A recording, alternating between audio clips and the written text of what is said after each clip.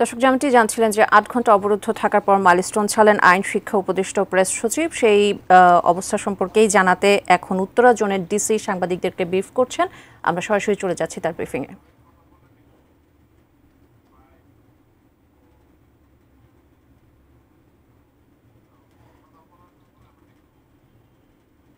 স্যাররা এসেছেন, তো স্যাররা পিওটা পরিদর্শন করেছেন, আমাদের ঘটনাস্থল পরিদর্শন করেছেন, এখানকার শিক্ষকদের সাথে কথা করেছেন, অনেক ভিকটিম যারা ছিল তাদের মায়েদের সাথে কথা বলেছেন, পরিবারের সাথে কথা বলেছেন, শিক্ষকদের সাথে কথা বলেছেন।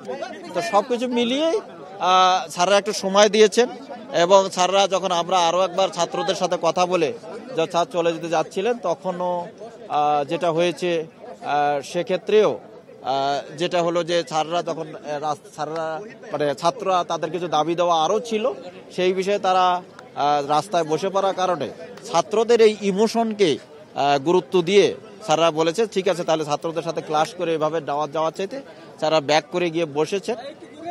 হ্যাঁ, তো বসার পরবর্তীতে আমরা স্যারদের সাথে নেগোসিয়েশন করেছি ছাত্রদের সাথে।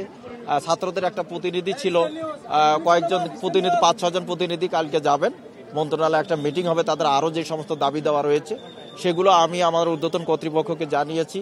এখানে আমাদের এডিশনাল কমিশনার ট্রাফিক স্যার ছিলেন, স্যারকে জানিয়েছি। স্যারের মাধ্যমে আমি জানতে পেরেছি কালকে আগামীকাল 10টায় তাদের এই প্রতিনিধিরা গেলে আমরাই নিয়ে গেলে মিটিং হবে, মন্ত্রণালয় মিটিং হলে তাদের ছাত্রদের পক্ষ থেকে যে সমস্ত দাবি ছিল সেখানে মাননীয় উপদেষ্টা স্যার এখানে বলেছেন সরকারের পক্ষ থেকে সকল দাবি মেনে নিয়েছেন।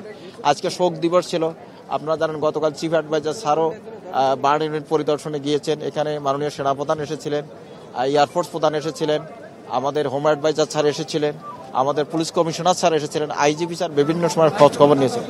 তো আজকেও আমাদের সকল senior officer, police commissioner sir, IGP sir বিভিন্ন ইনস্ট্রাকশন দিয়েছেন যে যাতে ছাত্রদের সাথে কোনোভাবে আমাদের কোনো ভায়োলেন্স বা তাদের ইমোশনে আমরা আঘাত দিয়ে কোনো আচরণ না করি। আমরা এই ধৈর্যটা ধরেছি, ধৈর্যটা ধরতে গিয়ে একটু সময় নিয়েছি জাস্ট, এটা কোনো অবরোধের বিষয় না বা কোনো আটকে থাকার বিষয় না।